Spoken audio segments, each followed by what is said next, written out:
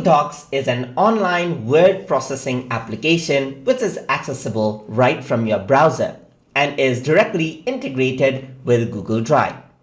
So over here, to access Docs, you simply go to docs.google.com, and if you're signed in with your Google account, you can start using it. You can also access Docs directly via Google Drive. So if you were to go over here and then go to your Google Drive, while you go to New and see the options, you can see Google Docs is one of them.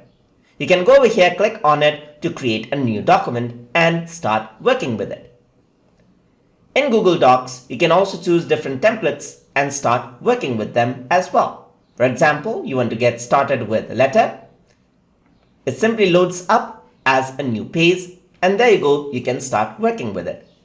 And in these series of lessons, we're going to see on what we can work with and the tools that we can use in Google Docs to make our word processing easier.